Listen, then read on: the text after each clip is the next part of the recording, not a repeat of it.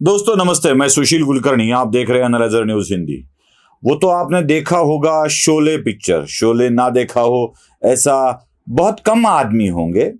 वो शोले में अमजद खान जो डाकू का रोल कर रहा है, वो हर एक को अपनी गोली से मारने का प्रयास करता है और आखिरी बार बचता है कालिया।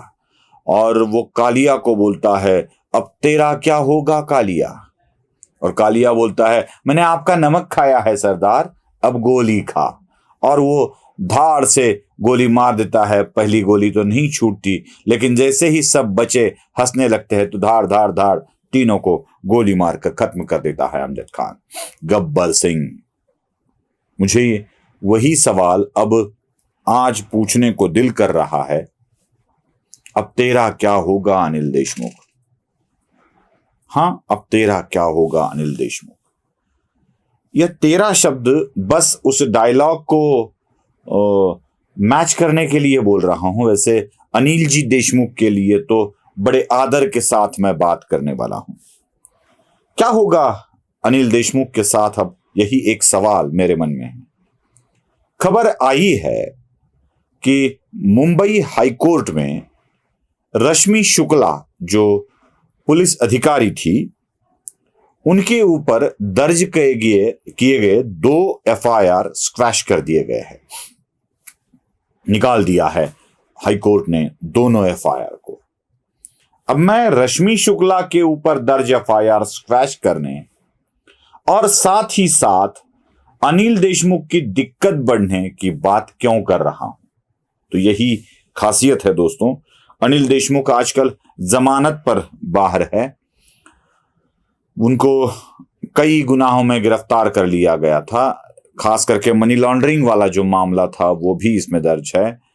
सचिन वाजे को लेकर, वसूली कांड से लेकर और ट्रांसफर में लिए गए पैसों के अफरा तफरी को लेकर, नियुक्तियां और ट्रांसफर के मामले में भी कई आरोप अनिल देशमुख पर लगे। एक बात थी कि गुप्तवार्ता विभाग की रश्मि शुक्ला जो थी, उन्होंने कुछ फोन रिकॉर्डिंग किए थे, कॉल रिकॉर्डिंग किए थे, और उसी कॉल रिकॉर्डिंग को राज्य के डीजी के द्वारा मुख्यमंत्री तक पहुंचाने की कोशिश की थी।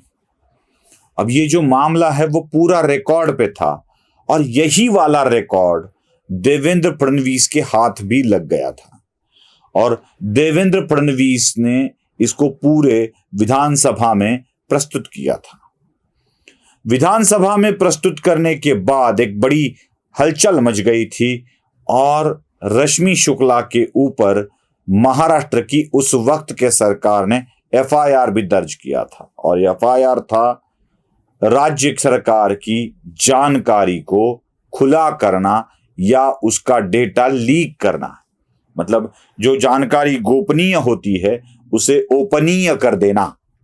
मजाक में कह रहा हूं, लेकिन राज्य सरकार की गुप्त इंफॉर्मेशन जो पब्लिक में आम नहीं होनी चाहिए, उसको लेकर एक क्राइम रजिस्टर किया गया। और दूसरी बात, जो बिना परमिशन के रिकॉर्ड के कॉल कर लेना या किसी के संवाद के ऊपर ध्यान देना, यह भी एक मामला रश्मि शुक्ला पर लगाया गया था।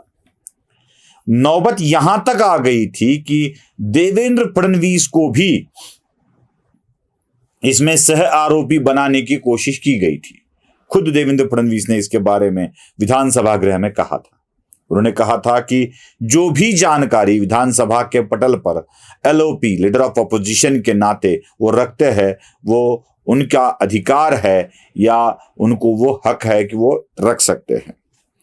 लेकिन उस वक्त की सरकार ने इस जानकारी से इतनी हड़बड़ा गई थी सरकार, इतनी डर गई थी सरकार कि उसको भी शायद बहुत बड़े इस तरीके से लिया गया था। लेकिन रश्मि शुक्ला के ऊपर क्राइम रजिस्टर करने के बाद, एफआईआर होने के बाद, रश्मि शुक्ला ने अपने आप को महाराष्ट्र पुलिस से हटा दिया था। उनको सेंट्रल में डिपोट कर दिया गया था। वो हैदराबाद चली गई थी डिपोटेशन पर। अब रश्मि शुक्ला, हालांकि 1.5 साल की उनकी पूरी करियर अभी बाकी है उनके रिटायरमेंट को, और हाई कोर्ट ने सारे 2 एफआईआर स्क्रैच कर दिए हैं। अब मामला यह है कि क्या रश्मि शुक्ला फिर से एक बार अपना डेपुटेशन कैंसिल करके महाराष्ट्र पुलिस में आ सकती है? तो हां, आ सकती है। रश्मि शुक्ला अब फिर से एक बार महाराष्ट्र पुलिस की सेवा में वापस आ गए। अब जब आ जाएगी तो उनके लिए पद क्या होगा, यह भी एक मामला है, क्योंकि वो बड़ी सीनियर अधिकारियों में से एक है।